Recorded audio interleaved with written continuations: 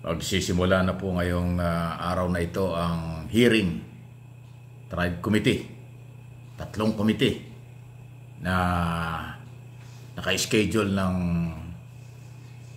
pagtatanong sa mga pinaniwalaang narco at pogo vloggers.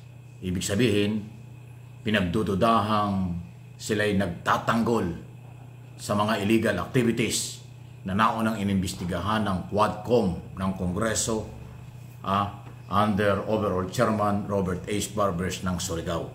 Yan po ang nakapaloob doon sa privilege speech noong December ni Congressman Barbers. In aid of legislation, gusto niyang paimbestigahan yung mga naninira sa Quadcom, naninira sa Kongreso, naninira sa gobyerno, na ang paniniwala ni Barbers ay narco and pogos vlogger. Ibig sabihin, posibleng bayaran, posibleng hawak sila ng mga sindikato at mga involved sa illegal activities na naunang inimbestigahan ng Quadcom. Dahil dyan, yung resolusyon ni Congressman Barbers, inirefer sa Committee on Public Order and Safety ni Congressman Fernandez, Committee on Public Information at Information Technology, 3 komite. Ang mga vloggers ay invited na. Diba, sinabi ko nga doon sa isang vlog natin, natatawa ako dahil ipinagmamalaki pa ng mga vloggers na inimbitahan na sila ay invited sa Congress. Hindi nila alam na kaya sila iniimbitahan ay tatanungin kung bakit sila fake news. Tatanungin kung bakit sila ang dating tagapagtanggol ng inimbestigahan ng Quadcom na pogo at saka illegal drugs, human rights violation at iba pa. Lahat ng inimbestigahan at na-expose sa Quadcom ay pinagtatanggol at binabanatan ng mga vlogger na ito ang komite at ang kongreso at ang administrasyon. Kaya sila ipinatawag. Pero hindi yata naintindihan ng mga vloggers na ipinatawag sa magitan ng mga formal invitation na ipinagmamalaki pa nila doon sa kanilang mga social media account, sa kanyang mga channel, na sila invited ng Congress. Akala nila ay pagagandahin lalaki sila doon. Akala nila pagdating doon ay sila yung hari o sila masusunod. Hindi po. Kayo ay nandyan dahil suspect kayo na bumabatikos sa gobyerno at sa Quadcom. Suspect kayo na protektor, tagapagtanggol ng mga iniimbestigahan ng Kongreso ng mga illegal activities. Yun po yun. Hindi kayo nandyan dahil kayo ay magagaling.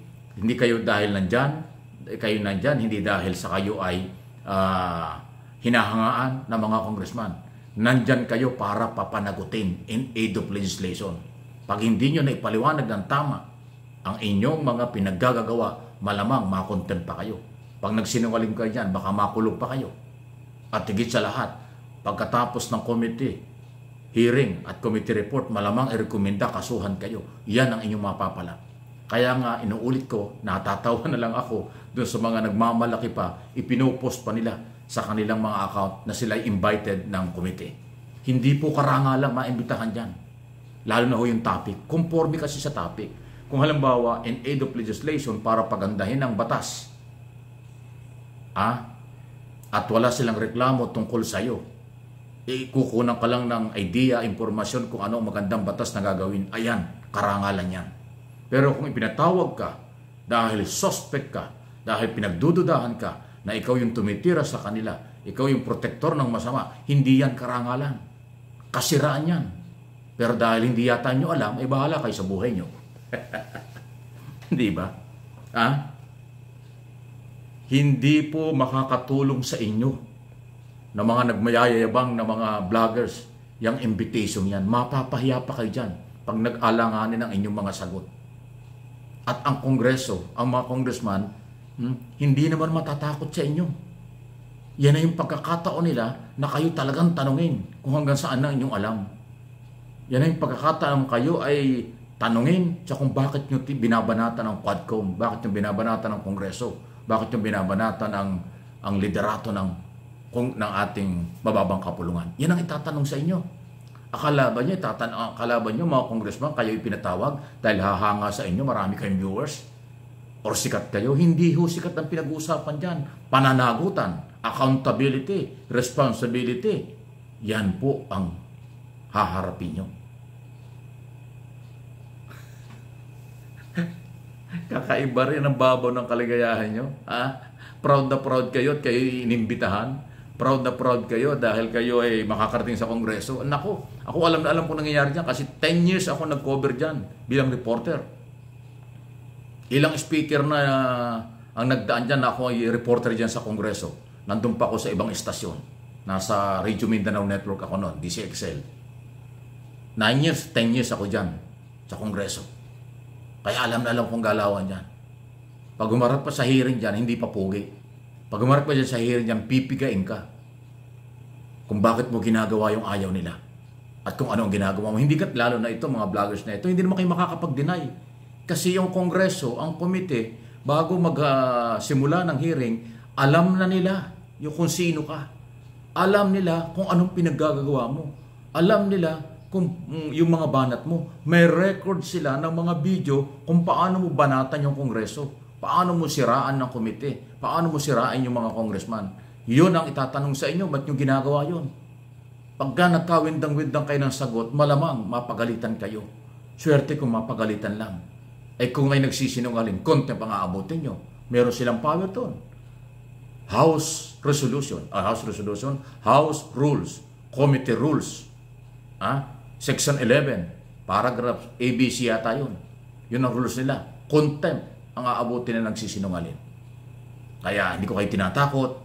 Yung inyong mga record, yung inyong mga pinagagawa na batikos sa Kongreso ay nasa Kongreso na. Kaya kayo inimbitahan, tatanungin kayo bakit nyo ginawa yun. Hindi kayo iniimbitahan dahil lumahanga sa inyo. Malamang kaya kayo inimbitahan, sasabunin kayo. Malamang kaya kayo inimbitahan, papagalitan kayo. At pag hindi pa nagkaintindihan kayo, malamang makulong pa kayo. Yan ang aabutin nyo.